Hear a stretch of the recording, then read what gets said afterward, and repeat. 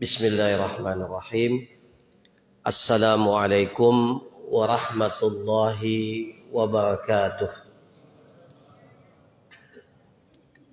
Alhamdulillahilladzi hadana lihada wa ma kunna linahtadiya laula an hadana Allah.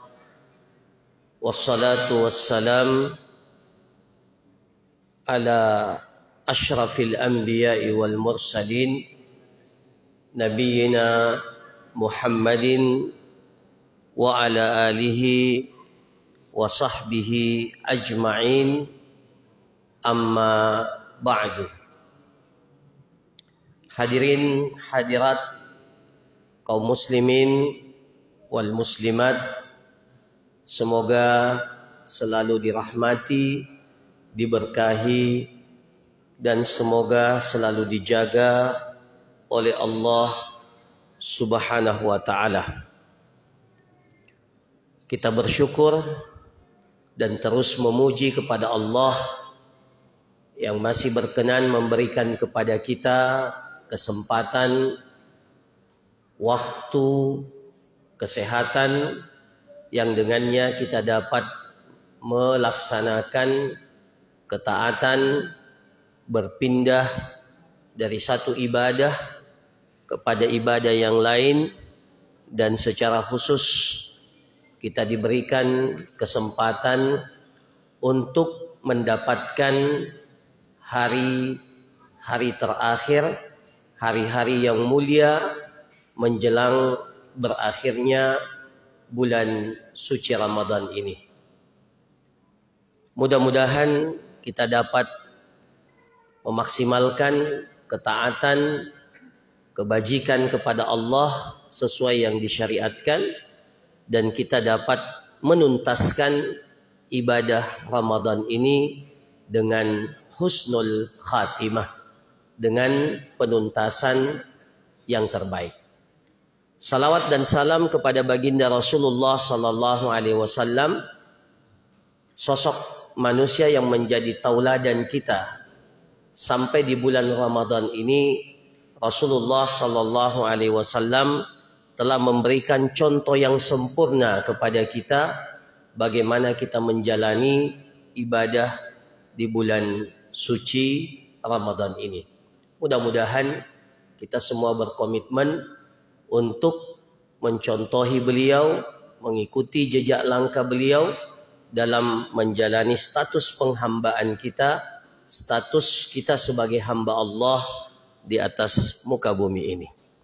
Para jamaah sekalian yang dirahmati oleh Allah Subhanahu wa ta'ala, terkait dengan urgensi berbakti kepada kedua orang tua, saya ingin menyebutkan dua peristiwa.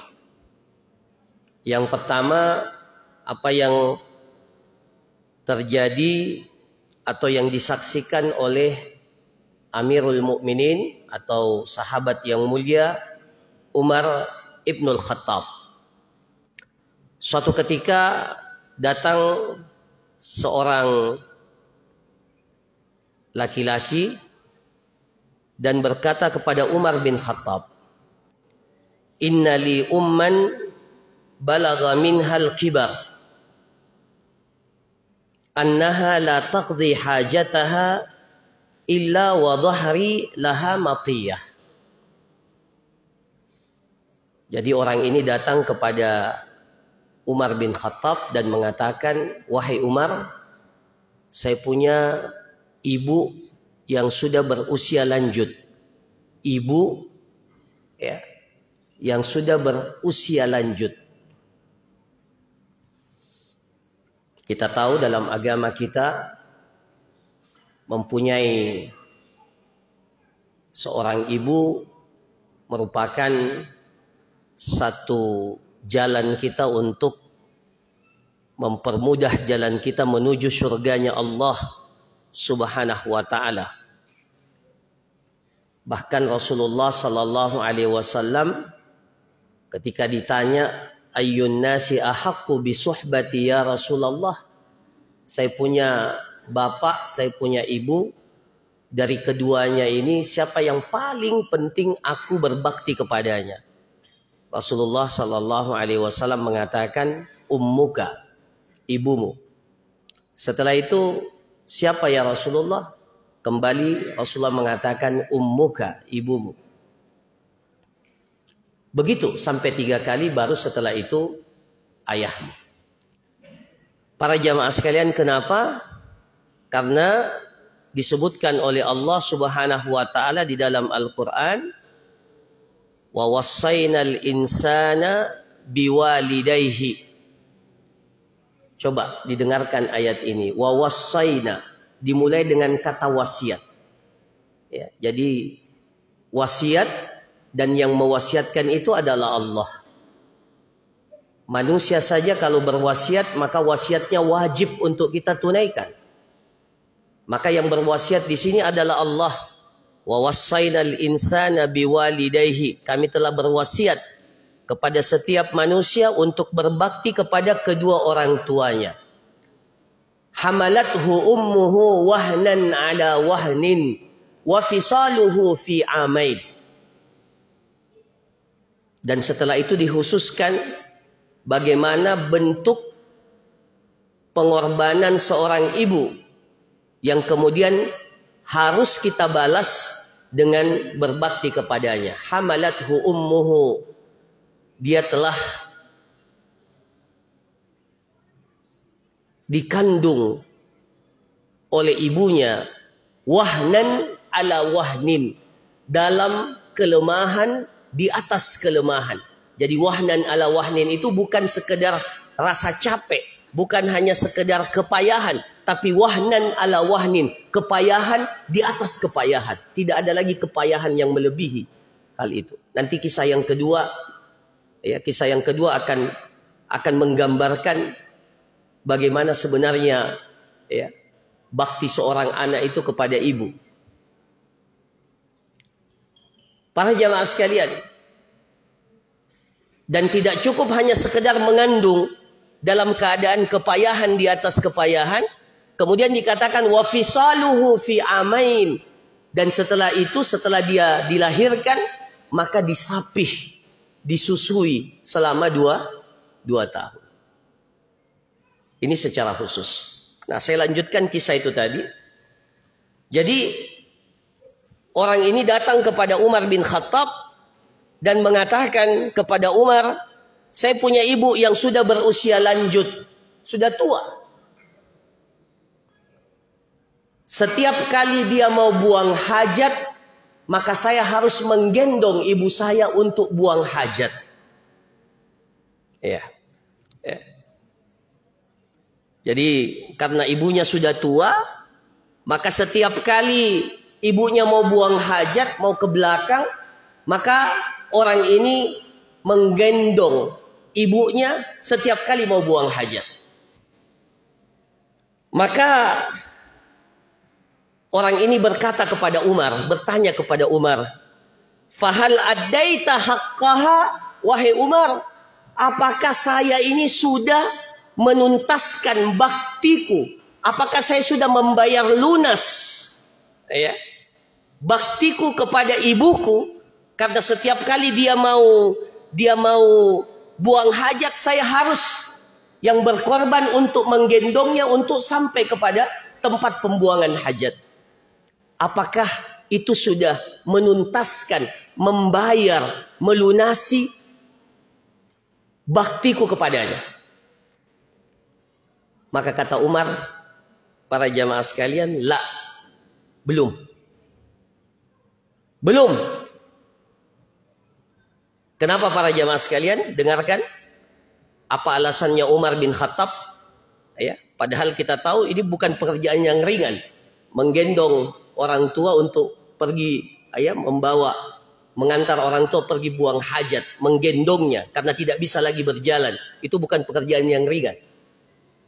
Tapi coba, kenapa Umar bin Khattab mengatakan itu belum mampu membalas apa yang pernah dilakukan oleh ibumu kepadamu?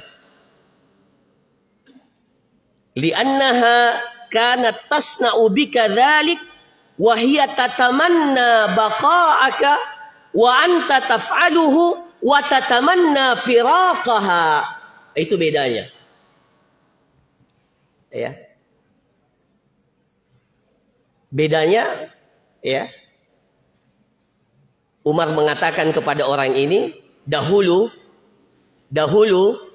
ketika engkau masih bayi, ya, ketika engkau masih bayi, maka ibumu yang akan membantumu membuang hajat. Ya, kita semua ketika kita masih bayi, yang membantu kita setiap kali kita buang hajat adalah orang tua kita, khususnya ibu kita.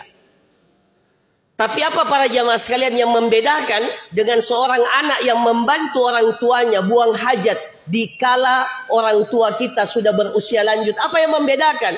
Membedakan motivasinya.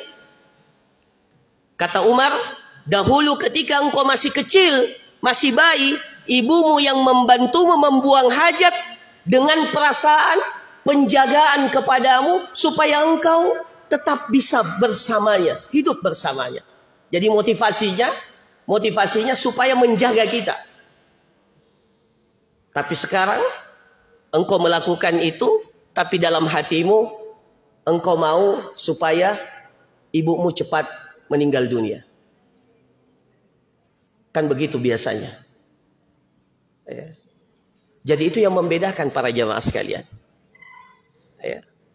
Jadi terkadang ya, kita sebagai anak, ketika orang tua kita sudah lanjut usia, kita terkadang kesal, ya, menggerutu. Karena motivasi yang berbeda. Dahulu ibu kita melakukan hal itu kepada kita karena kasih sayangnya. Dia ingin tetap menjaga kita.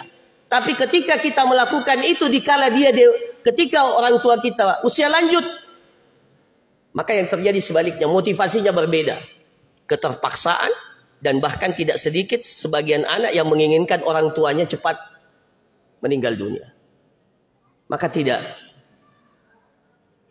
mampu membalas apa yang dilakukan oleh seorang ibu kepada anaknya. Kisah yang kedua para jamaah sekalian.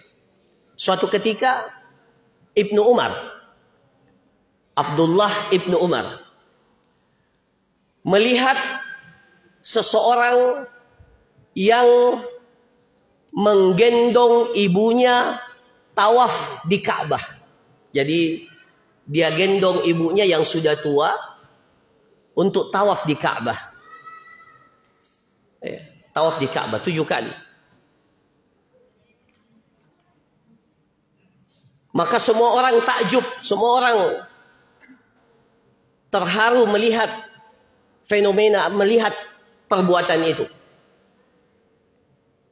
Maka ada yang bertanya kepada Ibnu Umar, wahai Ibnu Umar, apakah perbuatan anak ini yang menggendong ibunya tawaf, ya, di Ka'bah 7 kali itu sudah membalas apa yang dilakukan, apa yang dikorbankan oleh seorang ibu kepada anaknya? Apakah ya, perbuatan itu sudah membalas pengorbanan seorang ibu kepada anaknya? Maka kata Ibnu Umar, jangankan membalas rasa sakit, ya, yang dirasakan oleh seorang ibu ketika mengalami pembukaan, disebut talqah. Talqah itu kita istilahkan sekarang kalau seorang wanita yang akan melahirkan itu sudah mulai pembukaan, ya, talqah, ya, saat menjelang melahirkan. Maka kata sahabat Ibnu Umar, jangankan mau membalas rasa sakit saja yang dia rasakan ketika terjadi pembukaan pada saat akan melahirkan, itu belum menuntaskan, belum sesuai dengan apa yang dia lakukan dengan menggendong ibunya tawaf 7 kali di Ka'bah. Jadi kalau itu saja belum para jamaah sekalian, apalagi pengorbanan yang lain yang ditunjukkan oleh ibu kita. Para jamaah sekalian yang dirahmati oleh Allah, seorang sahabat datang kepada Rasulullah sallallahu alaihi wasallam, mengadu kepada Rasulullah sallallahu alaihi wasallam, "Inna abi, sesungguhnya bapakku ingin mengambil hartaku, ingin mengambil harta yang aku miliki." Ya. Jadi sahabat ini datang kepada Rasulullah mengeluh, mengadu. Karena bapaknya datang ke rumahnya dan ingin mengambil apa yang ada di rumahnya. Maka apa kata Rasulullah sallallahu alaihi wasallam? "Anta wa maluka li abika." Engkau dan seluruh hartamu itu milik bapakmu. Ya, meskipun ini harus difahami juga secara betul, ya. Bukan berarti seorang bapak bisa semena-mena mengambil harta anaknya. Tapi maksudnya tidak pantas seorang anak ketika bapaknya datang dan meminta sesuatu kemudian ditolak oleh anak itu. Sementara anak itu sebenarnya memiliki sesuatu itu. Makanya Rasulullah katakan, "Anta, engkau dan hartamu milik bapakmu." Para jamaah sekalian, kata para ulama, kalau kita sudah pernah menghadiahkan kepada seseorang satu benda, ya, hibah atau hadiah, ya, jadi kalau kita sudah pernah memberikan hibah, hadiah kepada seseorang, maka tidak boleh kita ambil lagi, ya, tidak boleh kita ambil lagi. Bahkan dikatakan oleh Rasulullah SAW, "Al-aidu fi hibatihi," orang yang mengambil kembali hibah, orang yang mengambil kembali hadiah yang pernah dia berikan kepada seseorang, itu seperti seekor anjing yang muntah, kemudian dia menjilat kembali muntahnya. Anjing yang muntah, kemudian dia menjilat kembali muntahnya. Tapi kata para ulama, ini tidak berlaku pada seorang bapak yang memberikan harta kepada anaknya. Ya, jadi dikecualikan para jamaah sekalian, seorang bapak yang pernah memberikan harta kepada anaknya, kemudian dia ingin mengambil hartanya tersebut, maka dibolehkan di dalam syariat kita. Karena apa? Kedudukan orang tua. "Anta wa maluka li abika," kata Rasulullah sallallahu alaihi wasallam, engkau dan hartamu itu milik bapakmu. Para jamaah sekalian yang dirahmati oleh Allah, tidak ada perbuatan baik yang disandingkan oleh Allah dengan beribadah kepadanya kecuali berbakti kepada kedua orang tua. Ya.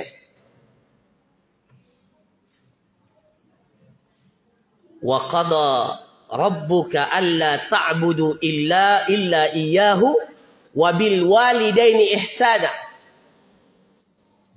Dalam ayat yang lebih tegas lagi, Allah Subhanahu wa taala mengatakan, "Wa'budullaha wa la tusyriku bihi syai'an wa bil walidaini ihsana." Digandengkan kewajiban kita beribadah hanya kepada Allah dan larangan kepada kita untuk menyekutukan Allah itu digandengkan dengan wabil walidaini ihsana. Berbakti kepada kedua orang tua. Disamakan. Bahkan dalam surah Luqman, ya, dalam wasiat-wasiat Luqman kepada putranya, kepada anaknya, wa wassaynal insana biwalidayhi hamalathu ummuhu wahnan ala wahnin wa fisaluhu fi amaini anishkur li wali walidayka. Digandengkan kesyukuran kepada Allah dan kesyukuran kepada kedua orang tua kita. Maka para jamaah sekalian yang dirahmati oleh Allah, tidak ada jihad yang paling afdal yang dilakukan oleh seseorang yang masih memiliki kedua orang tua kecuali jihadnya berbakti kepada kedua orang tua.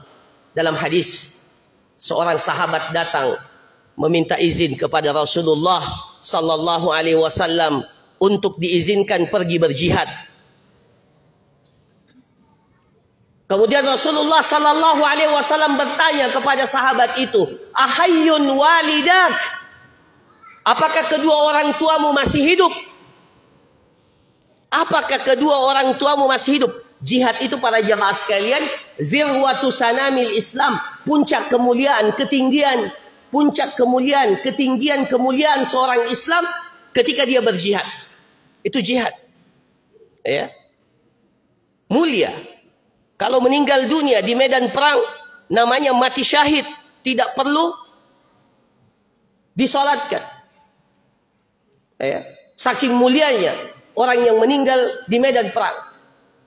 Tapi ketika sahabat ini datang kepada Rasulullah sallallahu alaihi wasallam meminta izin untuk pergi berjihad, Rasulullah balik bertanya, "Ahayyun walidak?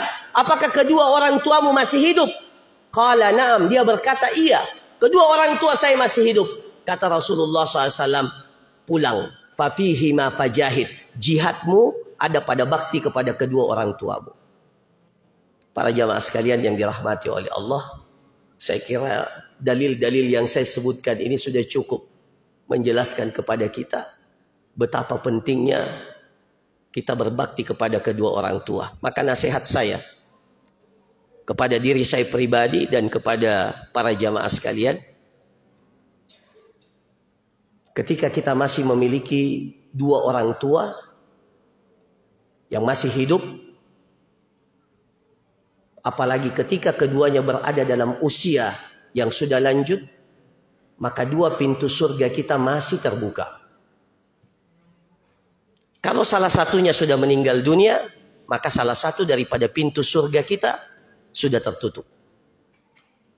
Kalau dua-duanya sudah meninggal dunia, maka dua pintu surga kita juga sudah tertutup. Artinya apa? Kesempatan kita masuk ke dalam surga lewat pintu berbakti kepada kedua orang tua itu sudah tidak ada lagi. Apa dalilnya? Dalilnya disebutkan oleh Rasulullah sallallahu alaihi wasallam bersamaan dengan Ramadan. Inilah mungkin kenapa diangkat materi ini, karena hadisnya disatukan dengan Ramadan. Ya.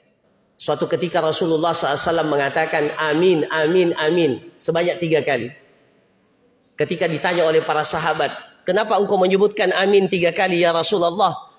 Tadi Jibril datang dan mengucapkan doa 3 hal dan ketiga-tiganya aku aminkan. Yang pertama, ragima anfum ri'in adraka Ramadan falam yukfar lahu. Sungguh celaka seseorang yang diberikan kesempatan mendapatkan Ramadan, kemudian selesai Ramadan dosa-dosanya tidak diampuni oleh Allah. Yang kedua kata Rasulullah, ragima anfum ri'in, sungguh celaka seseorang daripada keduanya, walam yadkhuli, tidak masuk surga gara-gara dia tidak berbakti kepada keduanya atau salah satu daripada keduanya. Maka para jamaah sekalian, jihad kita ada pada birrul walidain. Bagi yang sudah meninggal orang tuanya, maka bakti kita itu tidak terputus. Ya, ini yang terakhir. Bakti kita tidak terputus.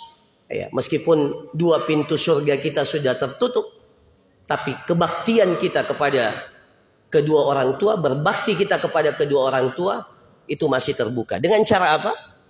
Mendoakannya. Bahkan kata para ulama, salah satu ciri kesolihan seseorang.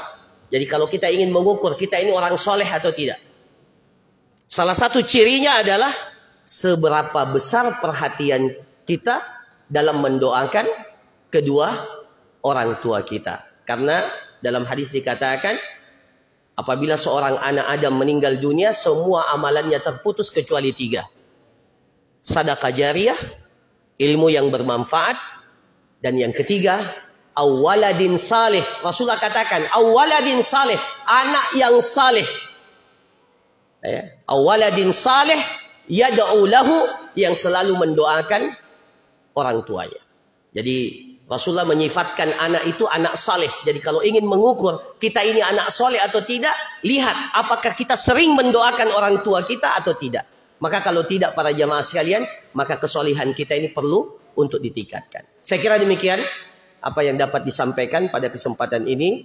Mudah-mudahan di bulan yang mulia ini kita mendapatkan keberkahan dari Allah, diistiqamahkan oleh Allah Subhanahu wa taala, dan kita memiliki kesadaran untuk selalu berbakti dan berkorban dalam bakti kita kepada kedua orang tua kita atau kepada salah satu dari keduanya kalau salah satunya sudah meninggal dunia, bahkan apabila kedua orang tua kita sudah meninggal dunia. Barakallahu fikum, jazakumullah khairan. Kita tutup dengan doa kafaratul majlis. Subhanakallahumma rabbana wa bihamdik, nashhadu an la ilaha illa anta, nastaghfiruka wa natubu ilaik. Wa sallallahu ala nabiyyina Muhammad wa ala alihi wa sahbihi ajma'in. Wa akhiru da'wana anil hamdulillahi rabbil alamin. Assalamualaikum warahmatullahi wabarakatuh.